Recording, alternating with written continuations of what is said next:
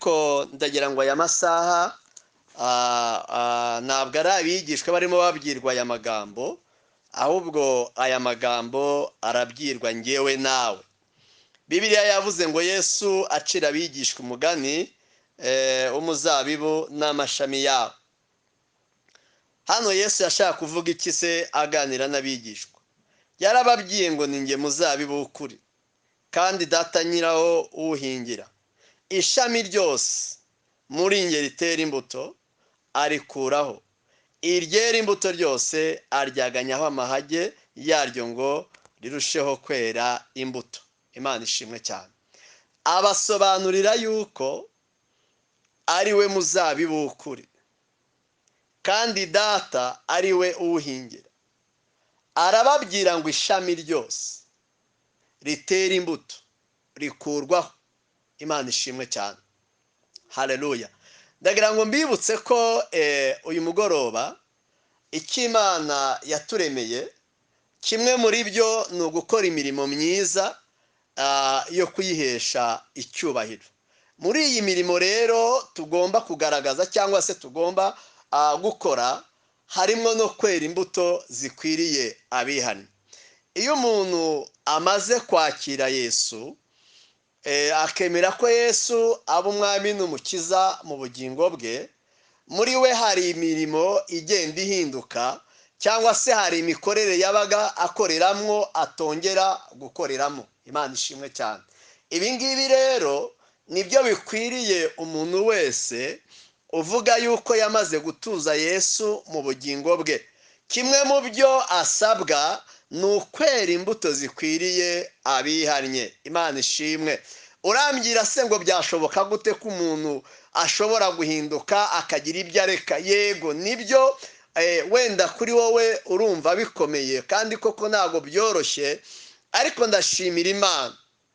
Bibiliya ivuga yuko dushobozwa byose na Kristo uduha imbaraga. Ukimara kwakira Yesu kugira ngo abe umwami n'umukiza ubugingo bwawe, uwo mwanya utangira uhabwa imbaraga zigufasha kugenda unesha bya bindi wabagamo. Imana ishimwe cyane. Niyo mpamvu umwuka wera yabayeho. Nta kindi umwuka wera yabereyeho, yaje nk'umufasha wo kudufasha mu gihe duhangana no kureka bya bindi twakoraga tutari twakizwa cyangwa se tutari twakira Yesu. Niyo mpamvu nusoma neza mu gitabo cy'ibyakozwe n'intumwa igice cyaho cya mbere n'umurongo wa 8, Yesu arimo aganira n'abigishwa ababuza gutangira gukora umurimo wo kubwiriza ubutumwa bwiza. Yarababwiye ngo murindire kugeza igihe umwuka wera azazira. Arababwira ngo umwuka wera naza nibwo muzaba abagabo bo kumamya i Yerusalemu, i Yudaya. Arababwira ngo no kugeza ku mpera y'isi. Iyo rero umuntu amaze kwakira Yesu kugira ngo abe umwami n'umukiza w'ubugingo bwe, atangira kugenda arwanya kamere y'ubuzima yabagamo, kamere y'imikorere yakoreragamo. Ariko kandi ndagira ngo nkwibutse ngo we ntabwo wabyishoboza. Imana ishimwe ko umwuka wera yabayeho kugira ngo adushoboze ibyo tudashoboye. Imana ishimwe cyane. Ndashimira Imana yo mu ijuru ko ibintu byose bizafasha umugenzi mu rugendo yabiteguye. Kereka wenda nutemera kugira ngo izi ntwaro zose uzakire, ariko niwemera kwakira intwaro zizagufasha mu rugendo numara kwemera ko Yesu atura mu buzima bwawe. Intwaro zirahari. Haleluya. Imana ishimwe cyane. None se abigishwa bamaze kwakira uyu mufasha ari we mwuka wera, iyo usimbutse gato ugasoma muri icyo gice twarimo tuvuga ku murongo wa 37, sibwo Petero n'izindi ntumwa babwirije ubutumwa bwiza abantu 3,000 bakihana. Biyanye kubera yuko ba Petero bari bahagaze mu mbaraga z'umwuka wera, bakoreshwaga n'imbaraga z'umwuka wera, babwiriza ubutumwa bwiza. Abantu benshi barihana, abantu benshi bahindukirira Yesu. Niyo mpamvu iyo umuntu amaze kwakira Yesu ngo abe umwami n'umukiza mu bugingo bwe, ahabwa imbaraga z'umwuka wera zo kumufasha muri urwo rugendo. Yesu rero arababwira ngo mwebwe muri amashami, ngewe ndi umuzabibu. Arababwira ngo kandi data niwe uwuhingira. Ababwira ijambo rikomeye, arababwira ngo ishami ryose ritera imbuto rikurwaho. Ishami ryose ritera imbuto ntabwo ryemererwa kuba ku muzabibu. Haleluya. Ariko kandi ishami ryera imbuto, haleluya, barikuraho amahage. Ishami ryera imbuto bararibungabunga. Ishami ryera imbuto bamenya uko rimeze, uko bwije n'uko bukeye. Reka mvuge iri jambo. Umuntu wese wemeye kwakira Yesu ngo abe umwami n'umukiza mu bugingo bwe, agakomeza kwera imbuto zikwiriye abihannye, ijuru ntabwo rimukuraho amaso. Uburinzi bw'Imana bukomeza kumubaho. Imbaraga z'Umwuka Wera zikomeza kubana nawe. Ndagira ngo nkubwireho neza amatwi uyu mugoroba, nukomeza kwera imbuto zikwiriye abihannye, imbuto zikwiriye abantu bahamagawe n'ijuru, ijuru rizakomeza kubana nawe, kandi nawe urabizi. Niyo mpamvu hari igihe ubona ugeze mu bihe bikomeye, wajya kubona ukabona Imana irabigutambukije. Nta yindi mpamvu, ni uko ijuru rikwitegereza rigasanga uri umuntu ukwiriye, rigasanga uri umuntu wishimirwa. Ibyo ngibyo bigatera ijuru kugenda rigusimbutsa za ntambara zose ugenda ibona mu buzima bwawe. Komeza ugume ku muzabibu, kandi ukomeze wera imbuto zikwiriye abantu bihannye. Imbuto zawe zigumeho wa mukobwa we. Ntihagire ikintu kikubeshya ngo imbuto zawe ziveho. Komeza wera imbuto zikwiriye abantu bakijijwe. Haleluya. Uririmba ariko wera imbuto, uhanure wera imbuto, ubwirize wera imbuto zikwiriye abihannye, kuko nukora gutyo ijuru ntabwo rizagukuraho amaso. Ariko kandi Bibiliya yavuze ijambo rikomeye. Yavuze ngo ishami ryose ritera imbuto, cyangwa se umuntu wese uba muri ubu buzima atera imbuto. Bibiliya yavuze ngo iryo shami baritemaho, barikura ku muzabibu, rigahambiranwa n'andi mashami, rigatabwa mu muriro. Ariko kandi Imana ishimwe cyane. Ndashimira Imana yo mu ijuru ko irimo kuburira abantu bayo muri iki gihe, mu gihe kugaruka k'umwami Yesu kudusatiriye kwegereje. Kandi mwese murimo murabibona yuko kuza kwa Yesu kwegereje. Niyo mpamvu turimo turangurura tubwira abantu ngo Yesu agiye kuza.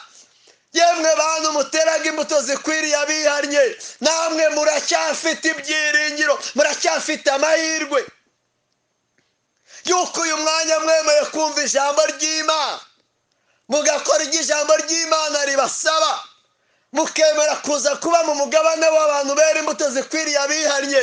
Namwe mufite ayo mahirwe yo kuzabana n'abera mu gihugu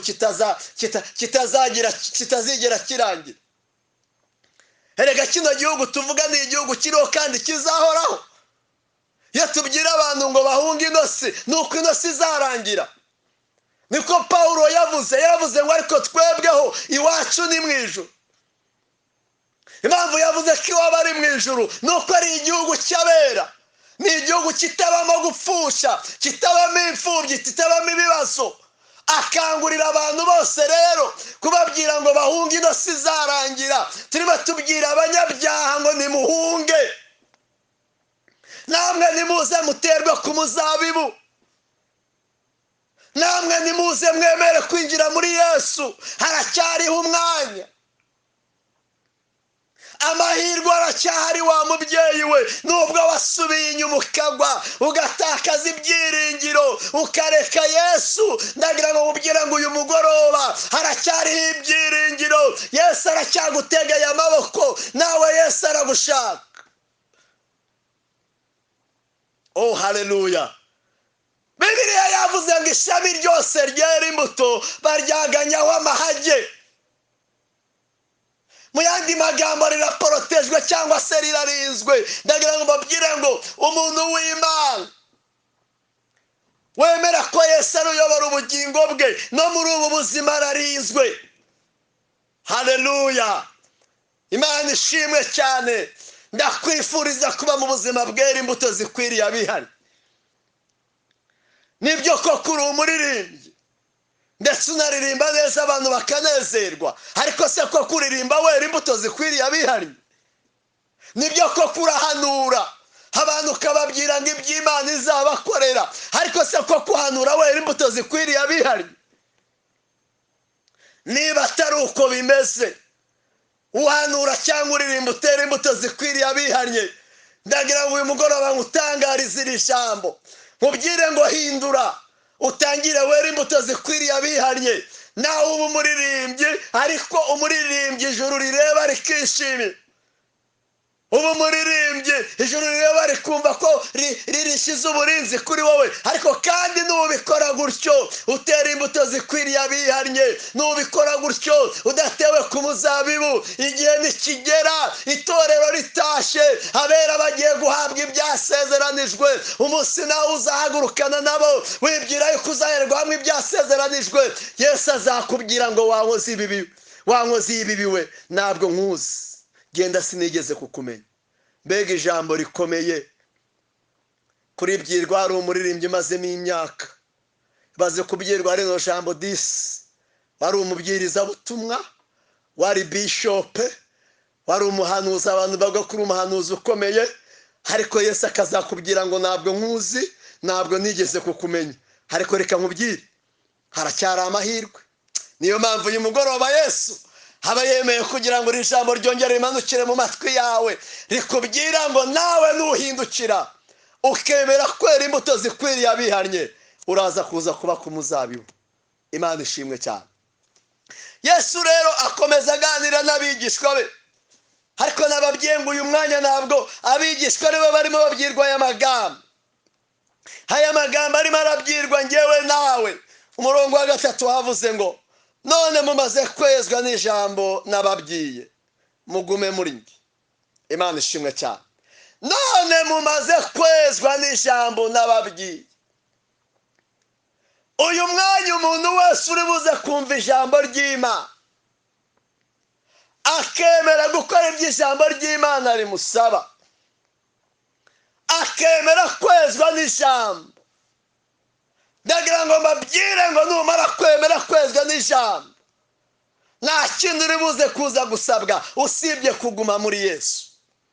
Kandi muri Yesu niho honyine hasigaye amahoro, muri Yesu honyine hasigaye ubuhungiro.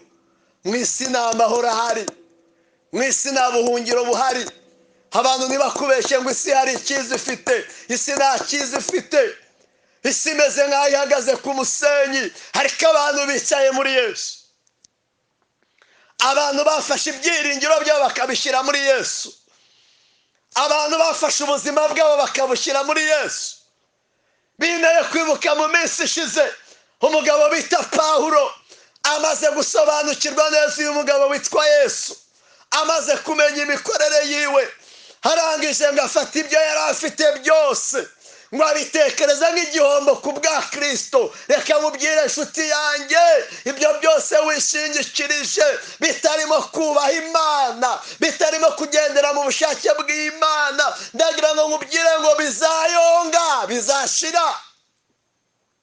Ariko abantu bishingikirije muri Yesu, abantu bicaye muri Yesu, niko umuririmbyi yavuze. Ubwo Nowa yabwiraga abantu kwinjira mu nkuge bakanga kwinjira, ariko ngo amaze kwinjira mu nkuge nk'uko ijuru ryari ribimutegetse, umuririmbyi aravuga ngo abicaye mu nkuge bafitemo amahoro kugeza ubwo bazasohokamo. Ndagira ngo mubwire ngo nta handi hantu hasigaye amahoro muri iki gihe, amahoro asigaye muri Yesu. Barakubeshye ngo mu bapfumu ngo hariyo amahoro, nabo bararushye babuze umuntu wabaruhura. Ngwino kwa Yesu agutegeye amaboko. Nawe uze mu mubare w'abantu bakwiriye kwera imbuto zikwiriye abihanye, ugume ku muzabibu, ijuru rikomeze rikurindire umutekano. Imana ishimwe cyane. Imana iguha umugisha wo duteze amatwi. Bibiliya iravuze ngo none mumaze kwezwa n'ijambo nababwiye. Mbega umuntu ufite amahirwe uyu mugoroba ni umuntu wemera kugendera mu ijambo ry'Imana nk'uko riri. Ni umuntu wemera kwezwa n'ijambo ry'Imana. Uyu muntu afite amahirwe oh haleluya. Bibiliya yavuze ngo none mumaze kwezwa n'ijambo n'ababwiye, mugume muri nge nanjye ngume muri mwe. Nk'uko ishami ritabasha kwera imbuto ubwaryo ritagumye mu muzabibu, niko namwe mutabibasha nimutaguma muri ngewe. Haleluya, haleluya. Imana ishimwe. Ndashimira Imana uyu mugoroba ku butumwa bwiza bwo gutegura umugeni burimo buvugwa, kubera yuko umugeni agiye gutaha. Harahirwa umuntu wumva amagambo y'ubu buhanuzi akemera gushyira mu bikorwa icyo ijambo ry'Imana rimubwira. Uyu muntu arahiriwe. Abantu benshi bajya bibesha ku bintu by'abantu bahiriwe ko ari abantu wenda bakomeye cyangwa se bafite ubutunzi bwinshi. Wabugira udatunze Yesu ntabwo uhiriwe. Imana ishimwe cyane. Bibiliya yavuze ngo none mumaze kwezwa n'ijambo n'ababwiye, noneho mugume muri nge, kuko ishami ritabasha kwera imbuto ritari ku muzabibu, niko namwe bidashoboka ko mwakwera imbuto mutari muri ngewe. Ngwino kwa Yesu niho uri buze kubasha kwera imbuto zikwiriye abihanye. Imana ishimwe cyane. Ndagira ngo mbwire abantu mwese muduteze amatwi uyu mugoroba, nta handi hashobora kukwemerera kwera imbuto zikwiriye abantu bihanye kereka niwemera kuza kwa Yesu, kereka niwemera kuyoborwa n'ijambo ry'Imana. Bibiliya yavuze ngo uko ishami ridashobora kwera imbuto ritari ku muzabibu, niko namwe mudashobora kwera imbuto mutamfite. Ndagira ngo nkubwire wa muririmbyi we woneze amatwi uyu mugoroba, ukeneye kuririmba ariko Yesu atuye muri wowe. Kuririmba Yesu adatuye muri wowe, ndagira ngo nkubwire ngo izo ntangururano zihari.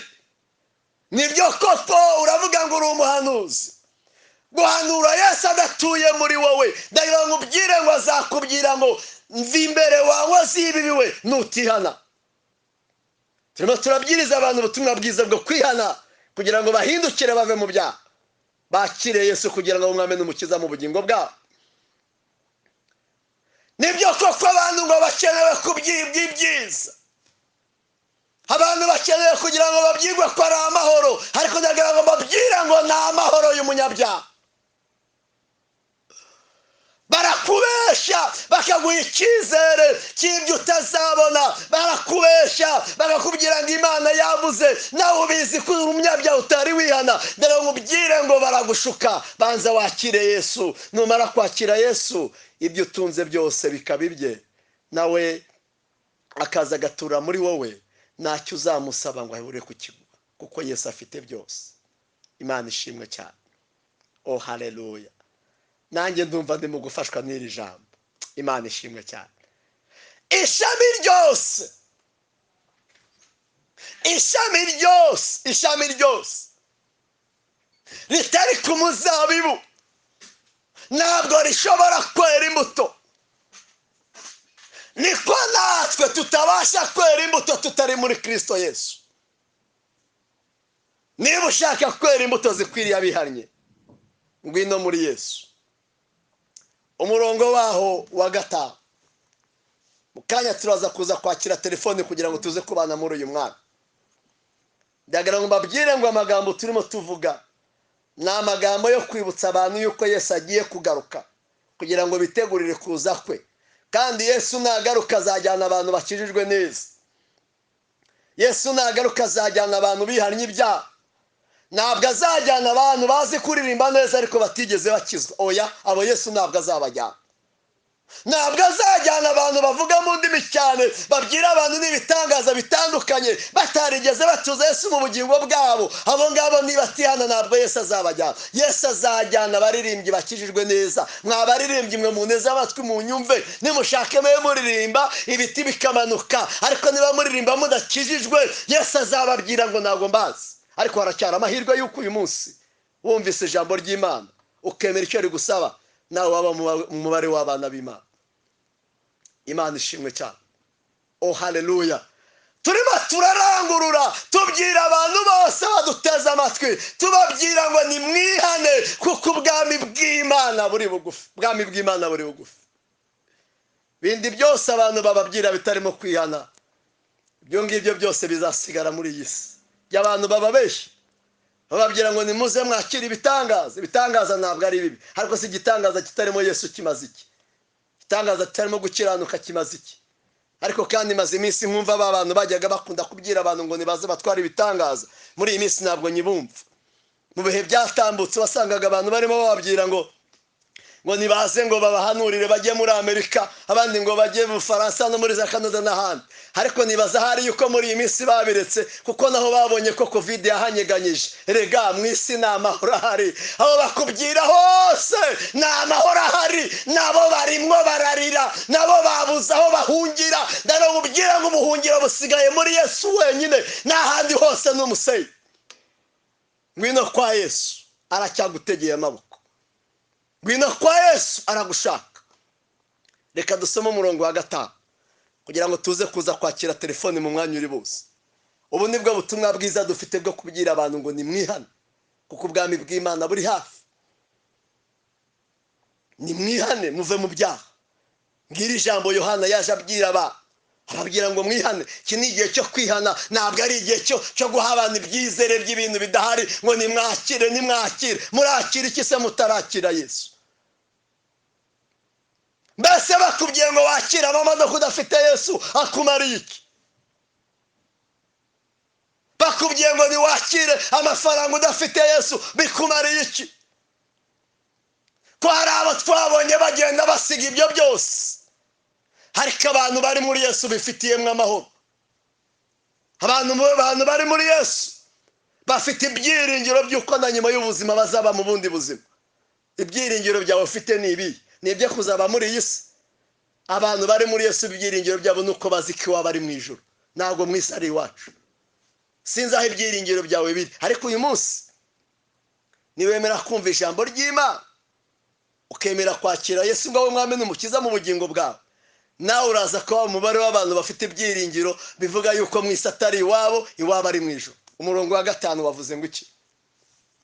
Havuze ngo ninjye muzabibu namwe muri amashami, uguma muri nge nanjye nkaguma muri we, uwo ni we wera imbuto nyinshi kuko ari ntacyo mubasha gukora mutamfite.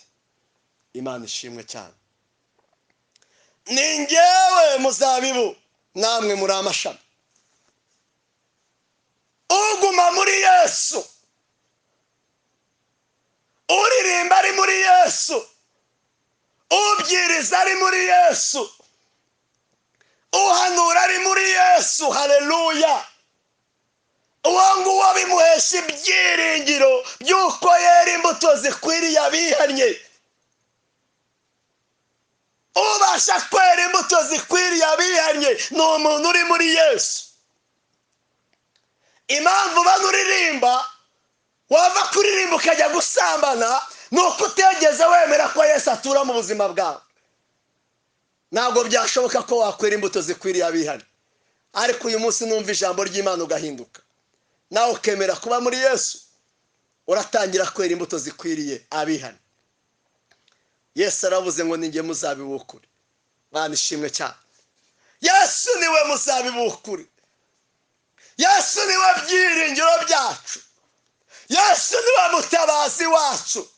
Umuririmbyi yaravuze ngo ntacyo tuzabura turi kumwe nawe. Haravuga ngo ndi kumwe nawe ndaruhutse, ndi kumwe nawe mfite amahoro. Ndagira ngo mubwire ngo abantu bafite Yesu nibo bafite amahoro.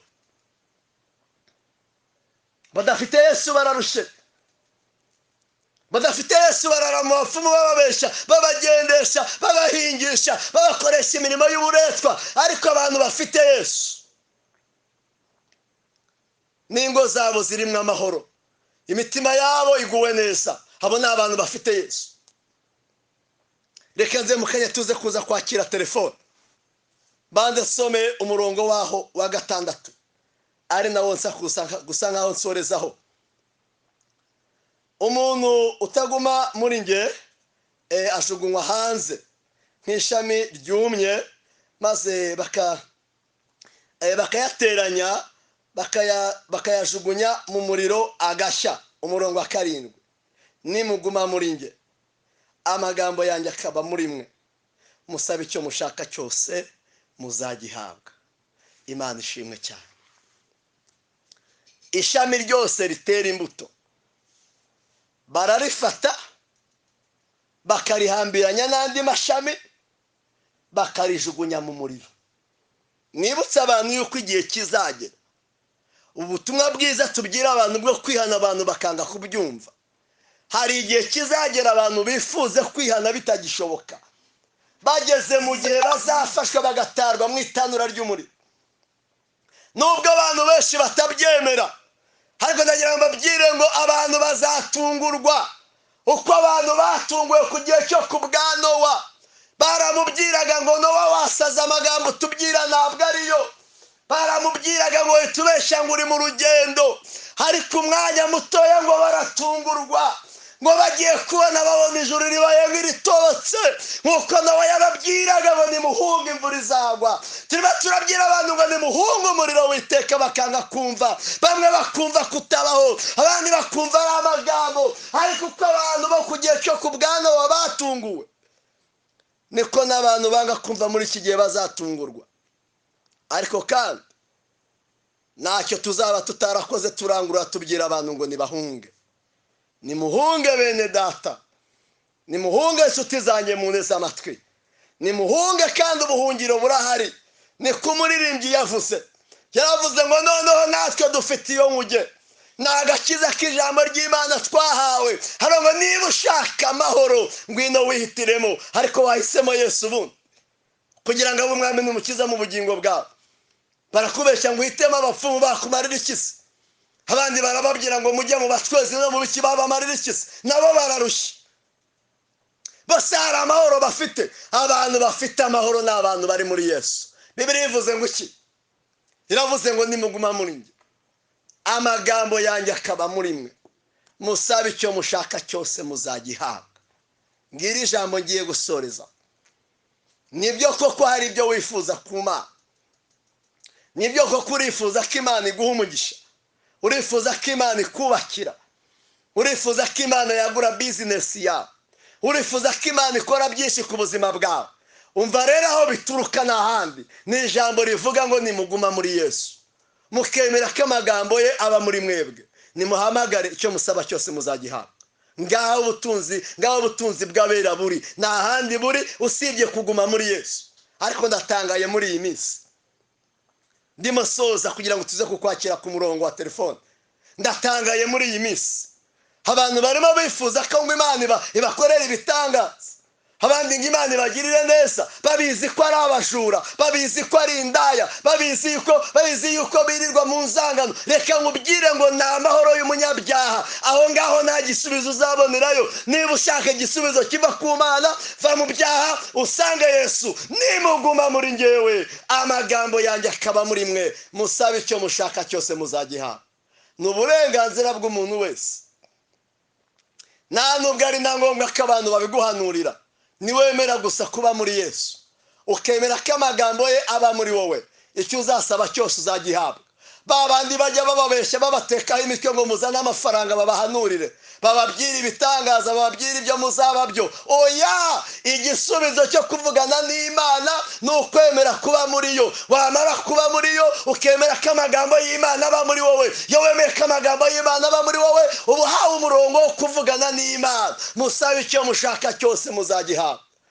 Iyo duhamagaye turi muri uwo mwanya Imana iritaba. Haleluya. Iyo duhamagaye turi mu mwanya wo kubana n'Imana, Imana irumva, Imana iramanuka ikavugana natwe.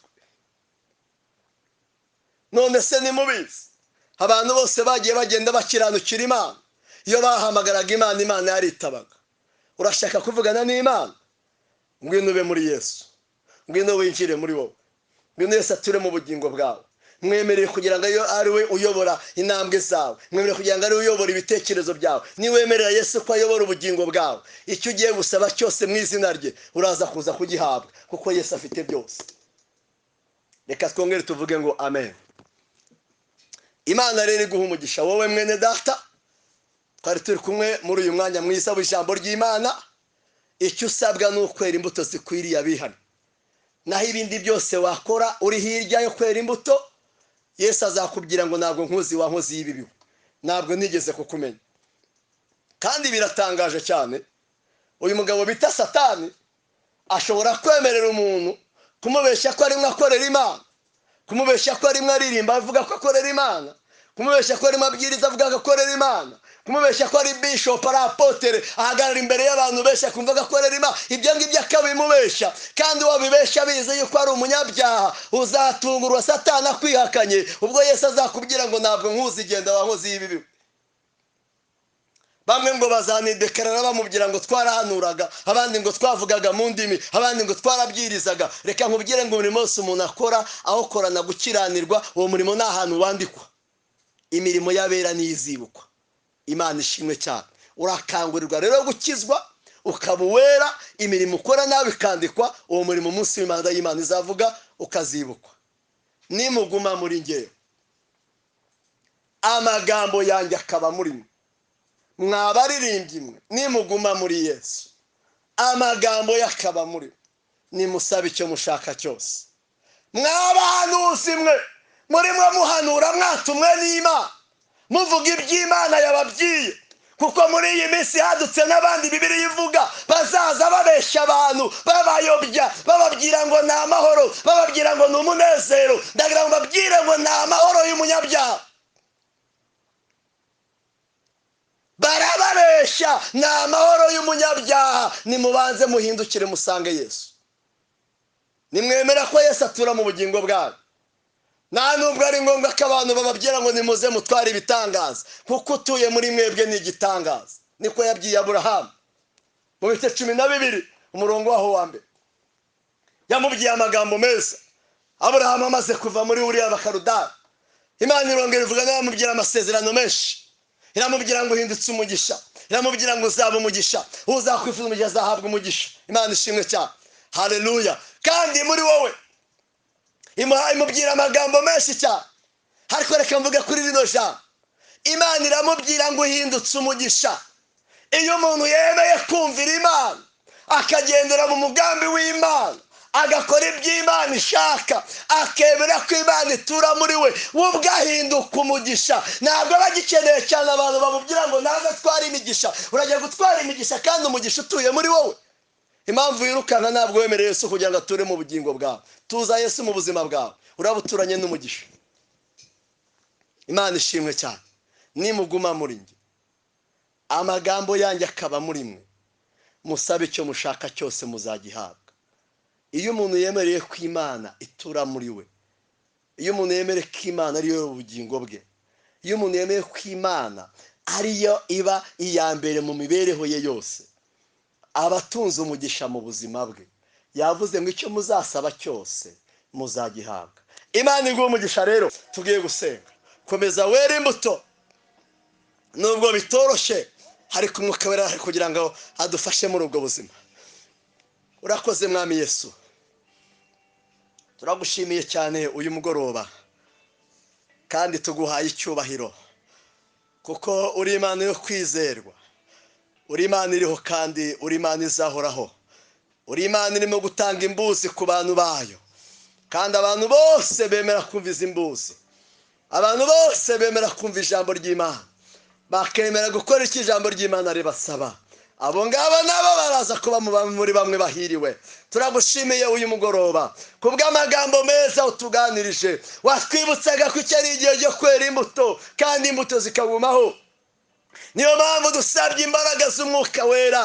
Aba bantu bose basabye imbaraga, turabasengeye. Abari hirya no hino mu mpande enye z'iyi si, bari bategereje, bari bateze amatwi ijambo, turabasengeye. Abatubwiye ngo tubasengere Imana ibambike imbaraga, Mwami Yesu turasende kugira ngo bambike imbaraga, imbaraga zo kunesha ibyabaneshaga, imbaraga zo gutsinda ibyabaneshaga. Mwami Yesu Kristo, ndasenze kugira ngo ubwami bwawe buze buture mu buzima bwabo, ubwami bwa satani busenyuke bukubitwe hasi. Reka ukomeze kuba mu bugingo bwa benshi, ukomeze kuba mu ruhande rw'abagutegereje bose, ukomeze kuba mu ruhande rw'abakobwa, mu ruhande rw'abagabo, abasore, ababyeyi bose bakurindiriye, komeze ube mu ruhande rwabo kandi ukomeze ubambika imbaraga, ubarwanirira intambara, ube mu ruhande rwabo, biyereke mu izina rya Yesu Kristo. Dusengeye abantu bose bari baraguye, dusengeye abangabo bose bifuza kukwakira ngo umwami n'umukiza mu bugingo bwabo.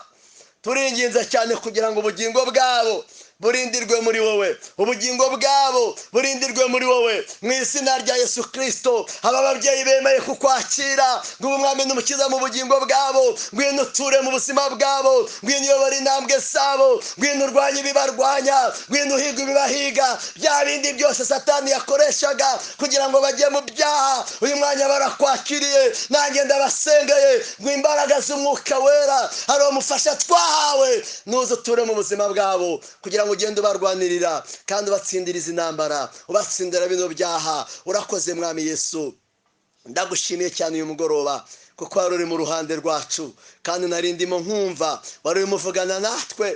Niko umwanditsi yaravuze ngo uri mu ruhande rwacu nta mubisha n'umwe. Komeza udutsindira ababisha mu rugendo, komeza udutsindira ababisha mu nzira mu izina rya Yesu Kristo. Urakoze rero, icyubahiro n'ikibi cyawe mu izina rya Yesu. Amina, amina, amina. Shalom, shalom. Imana ibahe umugisha mwese kandi Imana ibagirire neza. Telefoni ni 078 52 99 106, 078 52 99 106. Mwari muri kumwe n'umukozi w'Imana wihoreye Damascene, n'ubundi turi kumwe kwa gatanu nk'aya masaha. Nimugakureho urushinge. Imana ibahe umugisha. Amen.